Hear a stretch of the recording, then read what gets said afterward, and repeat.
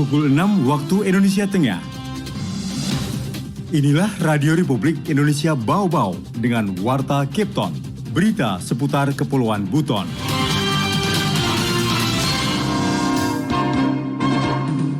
Divaksin data sekarang setiap harinya ini dalam bulan Mei Juni sudah mulai berkurang. Paling 100 lebih, tidak pernah lagi lewat 200-an.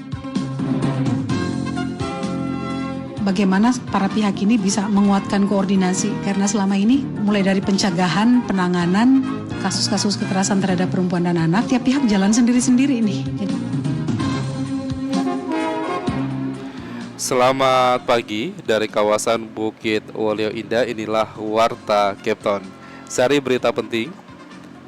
Cakupan vaksinasi booster di Bau-Bau masih 12% dari sasaran. Jika terjadinya kasus kekerasan perempuan dan anak serta tindak pidana perdagangan orang, Dinas Pemberdayaan Perempuan dan Perlindungan Anak Kota Bau-Bau intensifkan koordinasi lintas sektor. Inilah penyampaian Warta Cape Town selengkapnya hari ini Jumat 5 Agustus 2022 bersama saya Laode Muhammad Syahribul.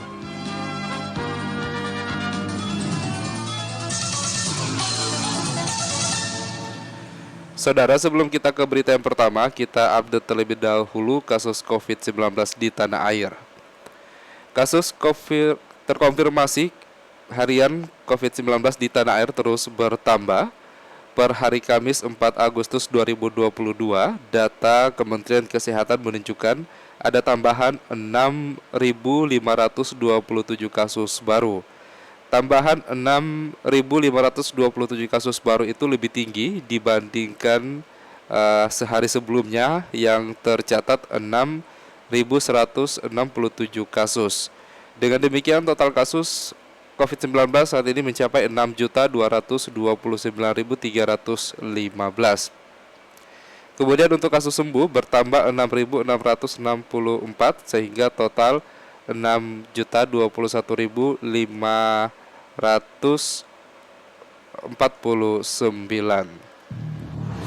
RRI Radio Tangga Bencana COVID-19. Dan kita ke berita yang pertama. Cakupan vaksinasi booster di Bau-Bau masih 12% dari sasaran. Dan selengkapnya mengenai hal tersebut dilaporkan reporter RRI Bau-Bau Wade Nurliani. Pemerintah Kota Bau-Bau terus mengejar target vaksinasi dosis lengkap bagi seluruh lapisan masyarakat. Hingga 2 Agustus, capaian vaksinasi di Kota Bau-Bau khusus booster baru menyentuh 14.456 orang atau 12,02% dari 120.281 sasaran. Sekretaris Dinas Kesehatan Kota Bau-Bau Marfia Tahara mengatakan, berdasarkan data yang ada, urutan tertinggi masih ditempati tenaga kesehatan dengan persentase 89,43% atau 1.405 nakes tervaksin dari 1.571 sasaran. Pihaknya terus mengejar dosis lengkap vaksinasi bagi warga, terutama booster yang masih rendah capaiannya baru 12%. Berdasarkan laporan rekapitulasi hasil pelaksanaan imunisasi COVID-19 2 Agustus, untuk petugas publik terus meningkat persentasenya menjadi 20,94% atau 3.338 orang dari 15.942 sasaran. Lansia sendiri baru 7,20%, remaja 1,91%, serta masyarakat umum 11,48%. Divaksin data sekarang setiap harinya ini dalam bulan Mei Juni sudah mulai berkurang. Paling 100 lebih, tidak pernah lagi lewat 200-an. Secara keseluruhan, cakupan vaksinasi di Bau-Bau untuk dosis 1 sejumlah 110.187 warga atau 91,6% dari sasaran, sementara dosis 2 sejumlah 78.764 orang atau persentasenya 65,48% dari sasaran. Kegiatan vaksinasi tetap ditingkatkan, plan vaksinasi tetap dibuka di 17 puskesmas mulai dari dosis 1, 2 hingga booster. Selain itu di Polres Bau-Bau melalui klinik Bayangkara digelar setiap Rabu dan Sabtu pukul 8 hingga pukul 13 waktu Indonesia Tengah. Sementara untuk stok vaksin mempercepat pemberian antibodi kepada masyarakat masih aman. Berdasarkan laporan stok vaksin per akhir Juli, masih ada 5.152 dosis berbagai jenis. Dari ketiga jenis vaksin yang paling banyak stok Pfizer sejumlah 3.780 dosis, Moderna 392 dosis, dan Sinovac 920 dosis. Wade Nurliani, reporter Bau-Bau, melaporkan. Kita ke berita lainnya. Jika terjadinya kasus kekerasan perempuan dan anak serta tindak pidana perdagangan orang, Dinas Pemberdayaan Perempuan dan Perlindungan Anak Kota Bau-Bau intensifkan koordinasi lintas sektor. Selengkapnya mengenai hal tersebut dilaporkan reporter RRI Bau-Bau Hairul Mulku. Bagaimana para pihak ini bisa menguatkan koordinasi, karena selama ini mulai dari pencegahan, penanganan kasus-kasus kekerasan terhadap perempuan dan anak, tiap pihak jalan sendiri-sendiri ini. Dinas Pemberdayaan Perempuan dan Perlindungan Anak DP3A Kota Bau-Bau terus meningkatkan sinergitas dengan sejumlah pihak sebagai upaya pencegahan kekerasan terhadap perempuan dan anak serta tindak pidana perdagangan orang atau TPPO. Kamis 4 Agustus, DP3A Kota Bau-Bau kembali menggelar pertemuan dengan lintas sektor terkait isu strategis tersebut. Kepala Dinas Pemberdayaan Perempuan dan Perlindungan Anak Kota Bau-Bau Waode Muhiba Suryani melalui sekretarisnya Fanti Fridayanti kepada RRI Kamis menyebutkan sebagai upaya pencegahan tersebut telah dilakukan nota kesepahaman atau perjanjian kerjasama antara pemerintah Kota Bau-Bau dengan para pihak seperti Polres Bau-Bau, Pengadilan Agama, Bapas, dan Blood RSUD Kota Bau-Bau.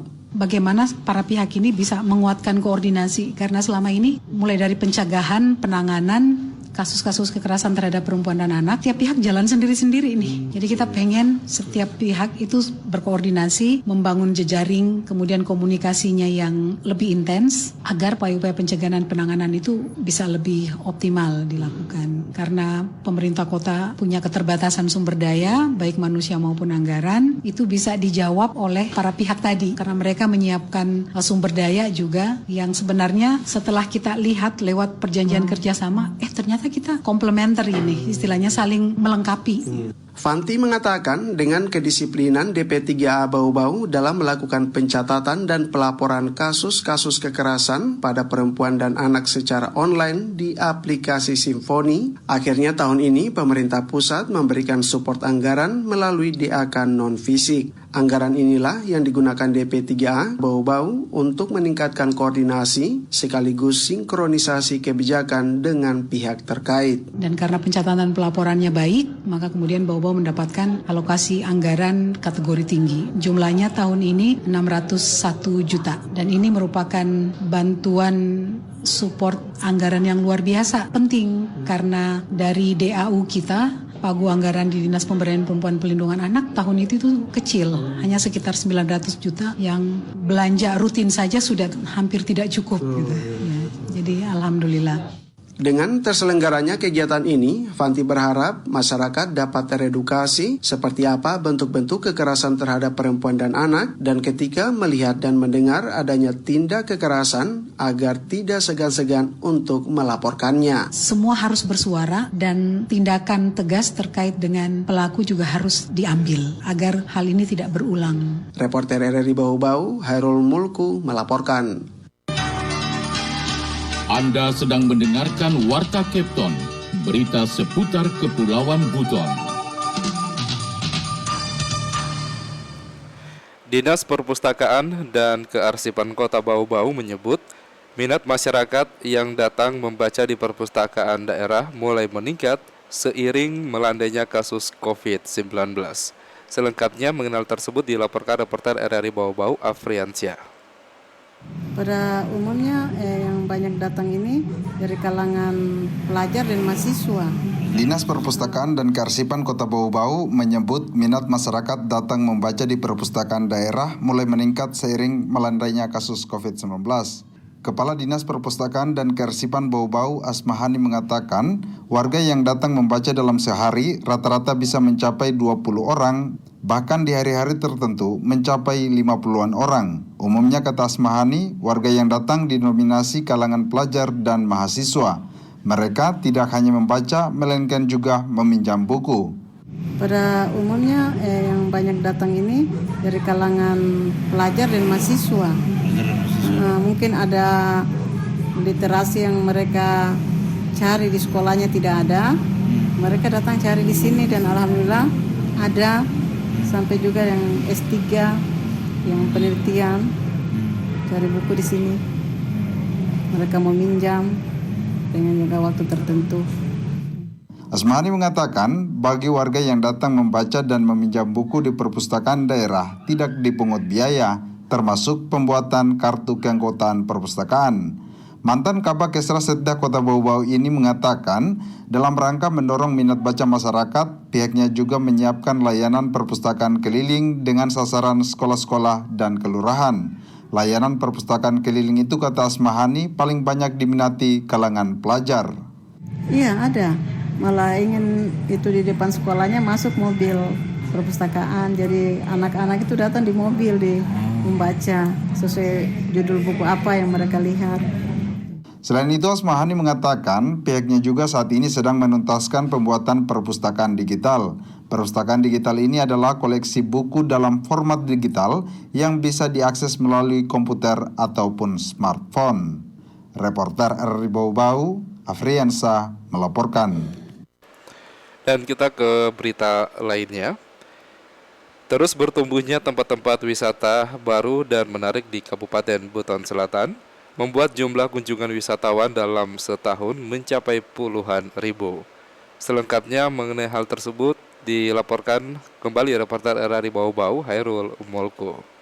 Dan jumlah kunjungan itu satu tahun itu kita mencapai puluhan ribu, satu tahun. Dan itu di beberapa tempat itu mereka alhamdulillah penghasilan yang melalui sektor ini sangat bisa mencapai 40 bahkan 50 juta per bulan. Kepala Dinas Pariwisata Kabupaten Buton Selatan, Herwanto, mengklaim jumlah kunjungan wisatawan di daerah dengan slogan negeri beradat itu mencapai puluhan ribu dalam setahun. Tingginya jumlah kunjungan ini tidak terlepas dari terus bertumbuhnya tempat-tempat wisata baru yang dibangun oleh sejumlah pemerintah desa, sebut saja Jembatan Lingkar Lapoili, Permandian Wati Ginanda, dan tempat-tempat wisata lainnya. Tingginya tingkat kunjungan ini tentu berdampak positif pada perputaran ekonomi dan pelaku UMKM di sekitar tempat wisata. Sangat. Makanya indikator kinerja utama Dinas Pariwisata itu adalah satunya adalah besarnya jumlah kunjungan. Dan jumlah kunjungan itu satu tahun itu kita mencapai puluhan ribu, satu tahun. Dan itu di beberapa tempat itu mereka alhamdulillah penghasilan yang melalui sektor ini sangat bisa mencapai 40 bahkan 50 juta per bulan. Salah satunya Jembatan Lingkar Lapoili itu bisa mencapai angka itu per bulan. Saat ini, kata Herwanto, wisata di Kabupaten Buton Selatan telah memiliki magnet tersendiri bagi para pelancong maupun wisatawan. Bahkan para tamu daerah dan pejabat yang berkunjung di Kota Bau-Bau sebelum kembali ke Jakarta lebih dulu akan melakukan pelesiran di Buton Selatan untuk menikmati wisata pantai dan laut lepas. Dan alhamdulillah para pejabat-pejabat negara selain Kota Bau-Bau yang hari ini karena memang jantung ini ada di Kota Bau-Bau, tapi setelah Kota Bau-Bau itu mereka aksesnya lebih cepat ke sini. Artinya mereka ini pulang nanti pasti akan menyampaikan kepada dimanapun mereka berada bahwa ada objek wisata yang patut kita kunjungi di Buton Selatan itu. Herwanto optimis melalui sektor wisata dapat mendongkrak nama daerah hingga ke dunia internasional. Untuk itu dirinya mengharapkan tetap menjaga, merawat, melindungi dan punya rasa memiliki terhadap setiap spot wisata yang sudah ada saat ini. Reporter RRI Bau-Bau, Hairul Molku melaporkan. Dan kita ke berita yang terakhir.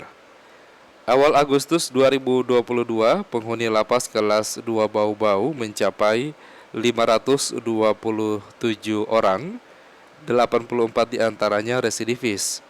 Berbagai cara dan kebijakan terus dilakukan untuk mereduksi kesesakan dalam blok hunian, salah satunya pemberian asimilasi di masa pandemi COVID-19 dan hak remisi. Selengkapnya mengenai hal tersebut dilaporkan kembali reporter RRI Bau-Bau, Wode Nurliani. Penghuni lembaga pemasyarakatan lebih dari kapasitas hunian masih terjadi di berbagai daerah, salah satunya di Lapas Kelas 2A Bau-Bau. Berbagai cara dan kebijakan terus dilakukan untuk mereduksi kesesakan dalam blok hunian, salah satunya pemberian asimilasi di masa pandemi COVID-19 dan hak remisi serta pembebasan bersyarat bagi warga binaan pemasyarakatan atau WBP. Data Kepala Lapas Bau-Bau Herman Melawarman menyebutkan, per 2 Agustus 2022, jumlah penghuni blok huniannya mencapai 483 orang, sedangkan kapasitas lapas sewajarnya diisi 196 orang. Faktanya, 400 lebih narapidana tersebut belum termasuk 44 orang tahanan yang berada di Polres Buton, Wakatobi, Polres Bombana, serta Polres Bau-Bau. Setelah melewati proses sidang di pengadilan, barulah seluruhnya akan menjadi narapidana baru di Lapas Bau-Bau. Jika ditotalkan, seluruhnya mencapai 527 orang. Lapas maupun Bapas terkait dengan narapidana manakala dia di luar ini.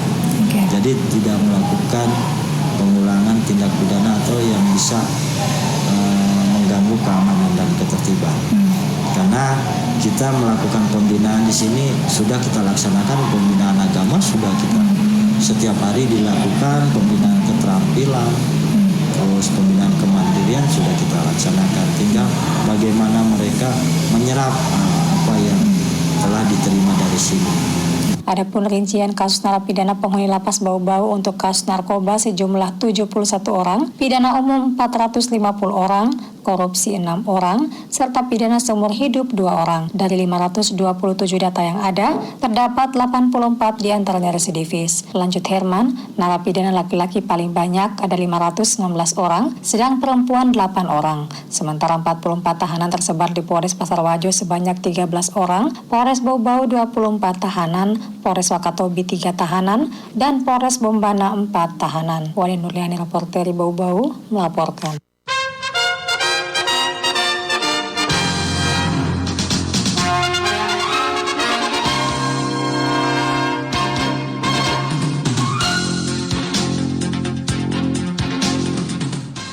Demikian penyampaian Warta Kepton pagi hari ini, dan sebelum berpisah kembali kami sampaikan pokok-pokok berita. Cakupan vaksinasi booster di Bau-Bau masih 12% dari sasaran. Jika terjadinya kasus kekerasan perempuan dan anak serta tindak pidana perdagangan orang, Dinas Pemberdayaan Perempuan dan Perlindungan Anak Kota Bau-Bau intensifkan koordinasi lintas sektor. Mewakili kerabat kerja yang bertugas, saya Laude Muhammad Syahribul mengucapkan terima kasih. Sampai jumpa dan selamat beraktivitas.